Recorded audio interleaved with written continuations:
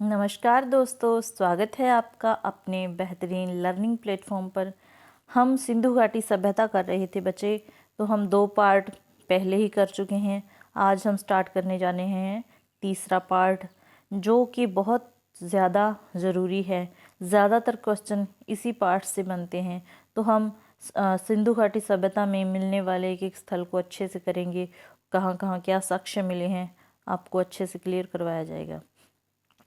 तो सबसे पहले हम बात करते हैं हड़प्पा। ये हड़प्पा वही स्थल है जो सिंधु घाटी सभ्यता में सबसे पहले खोजा गया, इसीलिए इस सभ्यता का नाम भी हड़प्पा सभ्यता पड़ गया। तो इसकी खोज कब हुई? 1921 ईस्वी में। कब हुई इसकी खोज? 1921 में। की किसने? खोजकर्ता कौन थे? दयाराम साहनी। कौन थे खोजकर्ता? दयाराम साहनी। और किस नदी के किनारे है ये रावी नदी के किनारे मोंटगोमरी पाकिस्तान में है। अक्सर बच्चों को ये भ्रम हो जाता है कि जो हड़प्पा है वो सिंधु नदी के किनारे है।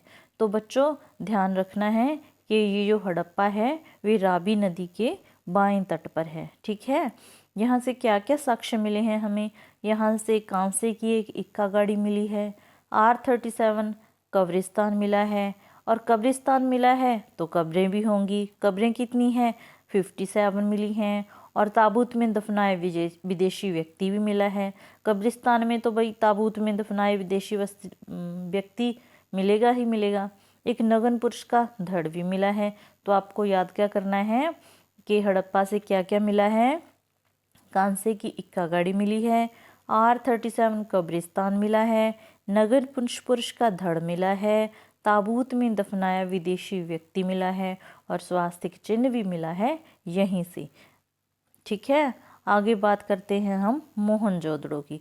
मोहनजोदड़ो का अर्थ क्या है बच्चों? कल मैंने आपको बताया था। मोहनजोदड़ो का अर्थ है मृतकों का टीला। क्या है? मृतकों का टीला।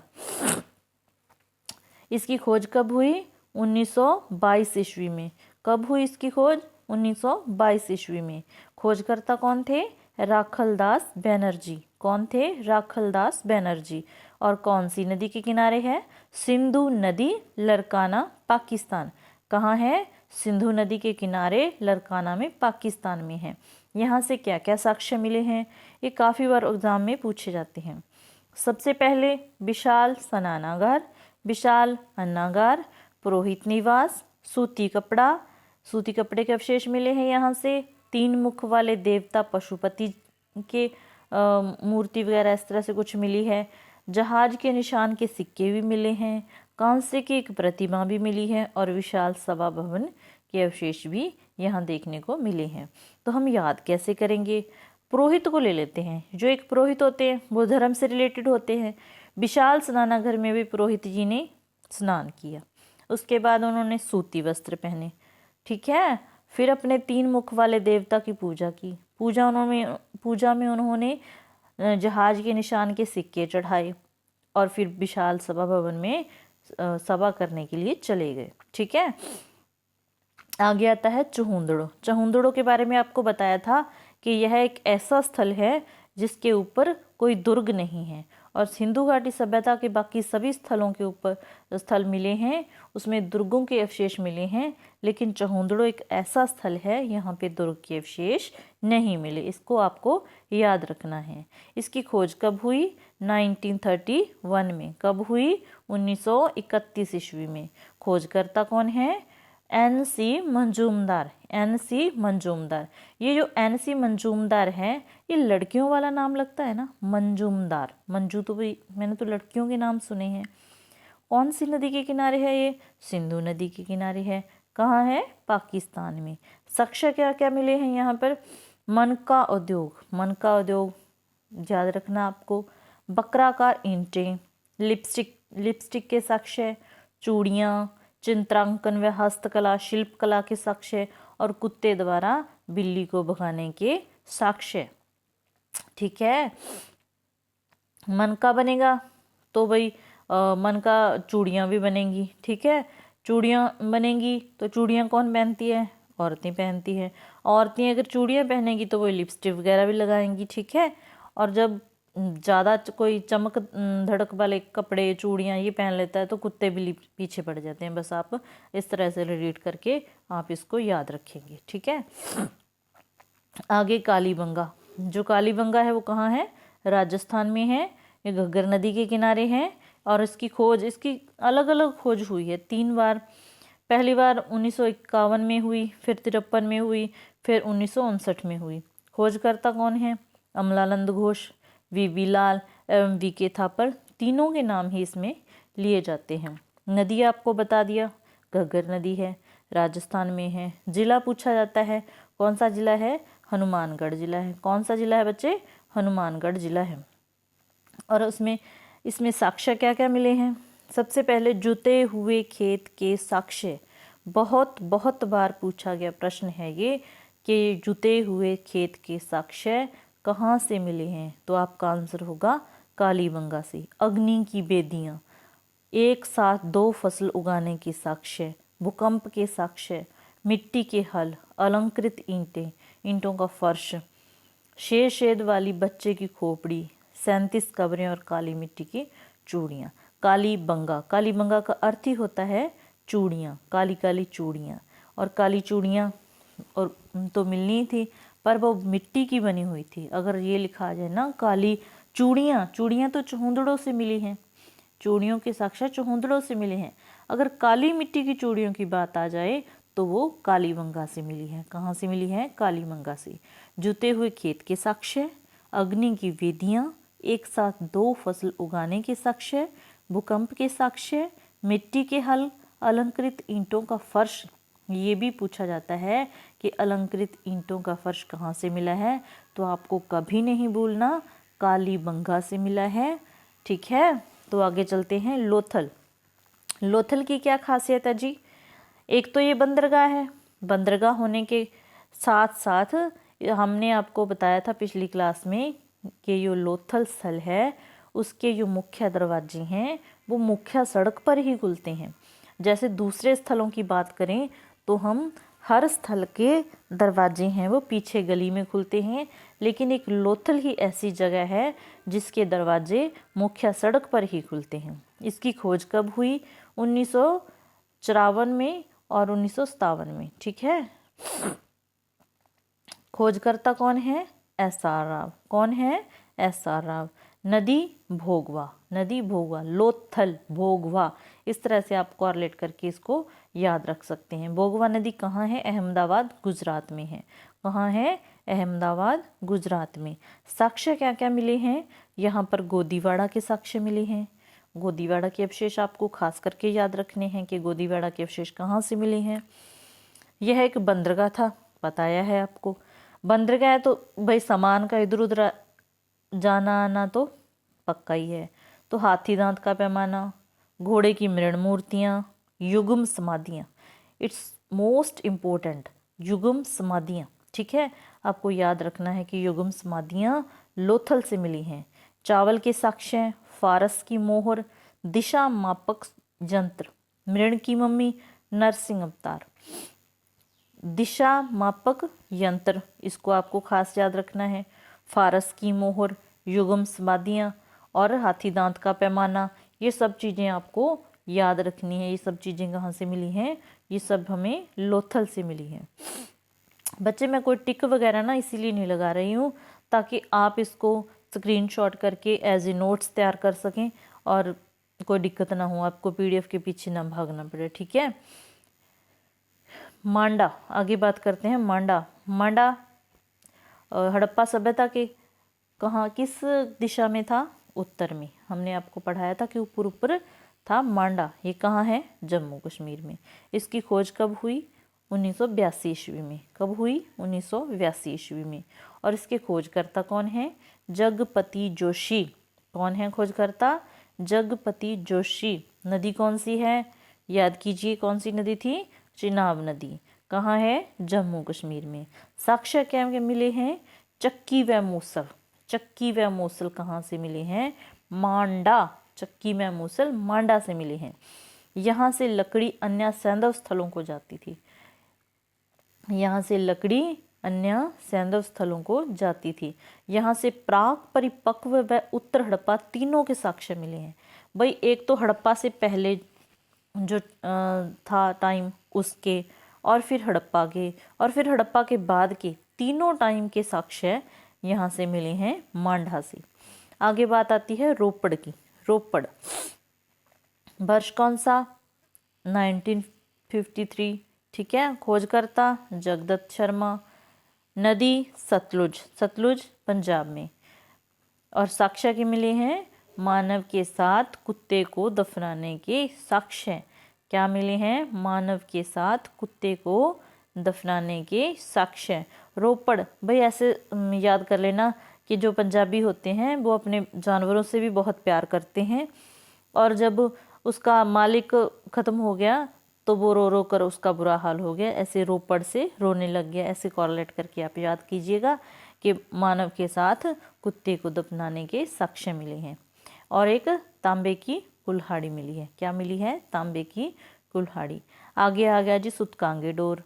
ये किस दिशा में है? ये पश्चिम में है। कहाँ है? पश्चिम में है। नदी कौन सी थी? दाशक नदी, बलूचिस्तान। वर्ष कब इसकी खोज हुई? 1923 ईस्वी में। कब हुई?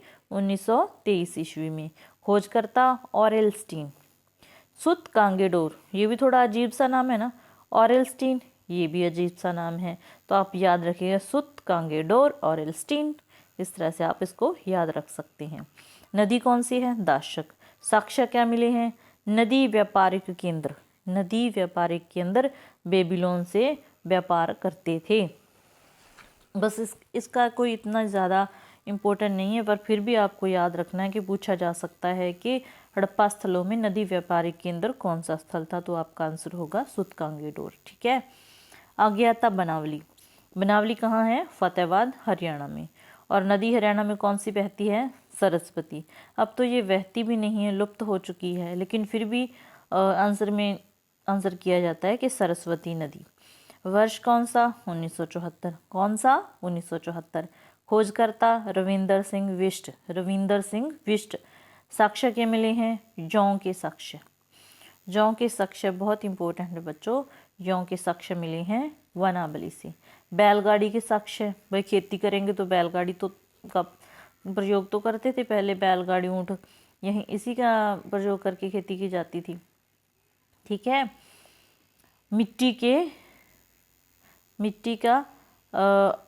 मिट्टी का बना एक खिलौना हल। क्या है? मिट्टी का बना एक खिलौना हल।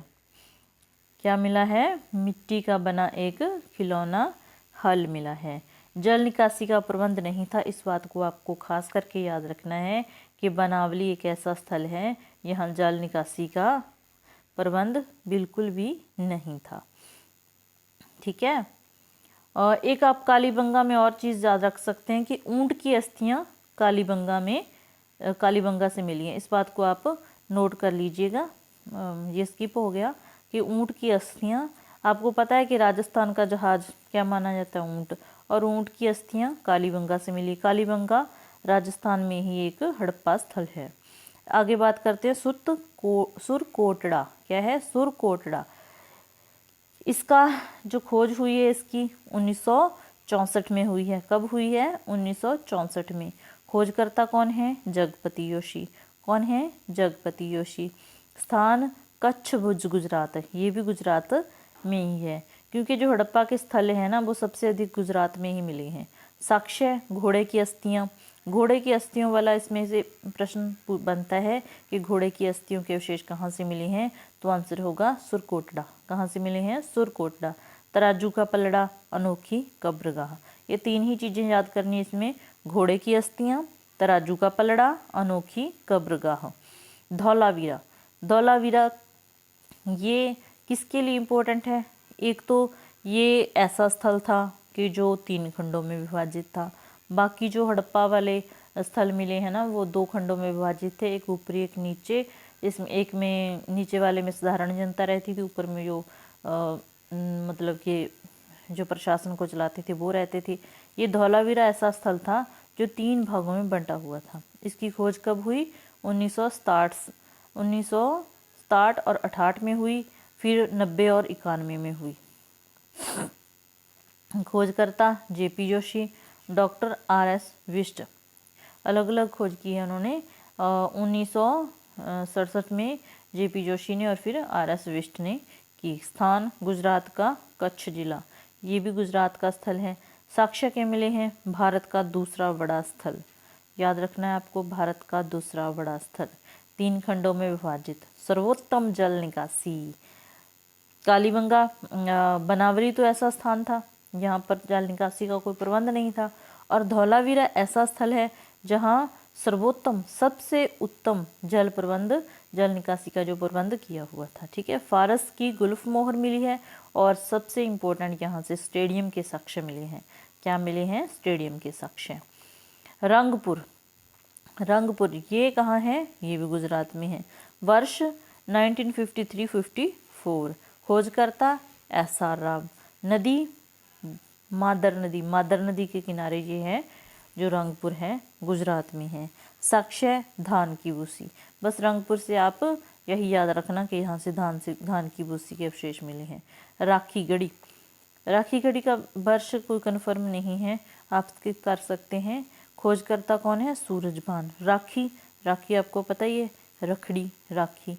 और सूरज, पहले जब राखियाँ होती थी वो कैसी होती थी? ऊपर सूरज की वो बनी होती है, सूरज जैसे बना होता था, तो इसीलिए आप इसको ऐसे याद कर सकते हैं कि सूरज जैसी राखी। और राखी गढ़ी, खोजकर्ता कौन है? सूरजभान। स्थान कौन सा है? जींद जिला है हरियाणा का। साक्ष्य के मिले हैं?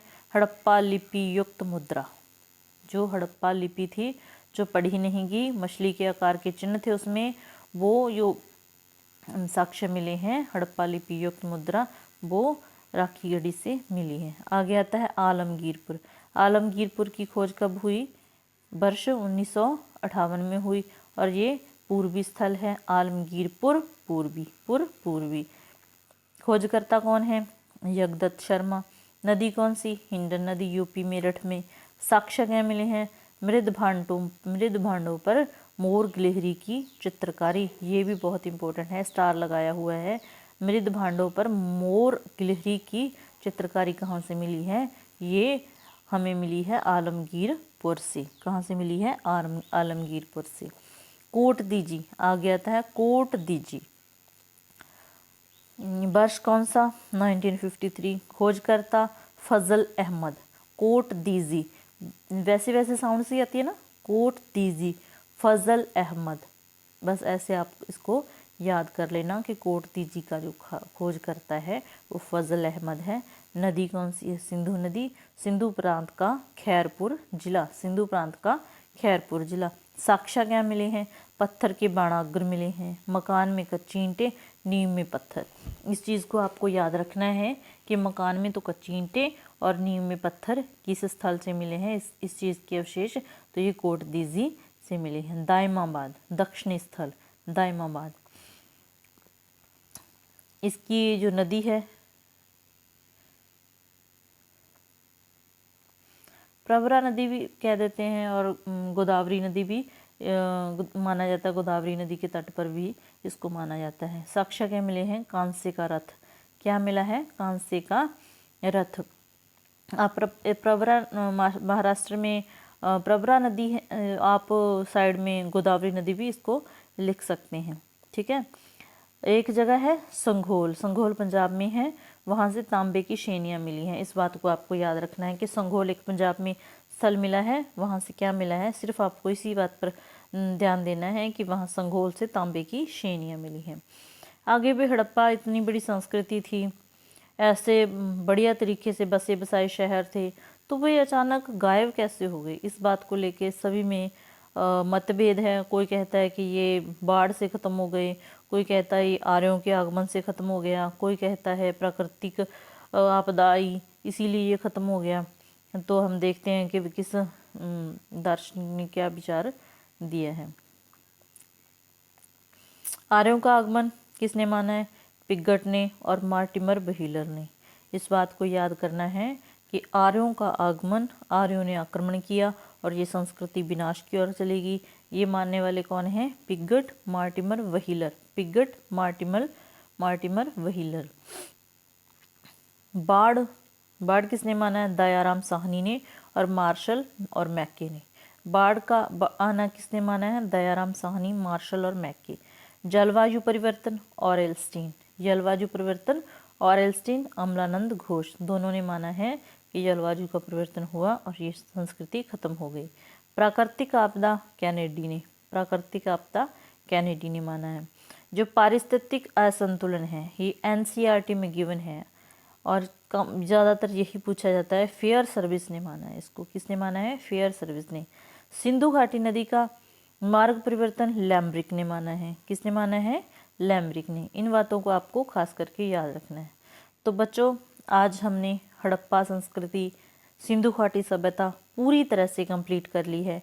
आपको अगर क्लास पसंद आई हो तो प्लीज़ लाइक करना, सब्सक्राइब करना और बेल आइकन को प्रेस करना, ताकि इसी तरह से मैं हर टॉपिक को पूरी डिटेल से आपके सामने लाऊंगी। आपकी हिस्ट्री हम अच्छे से कवर करवाएंगे। तो थैंक्स फॉर वॉचिंग। धन्यवाद।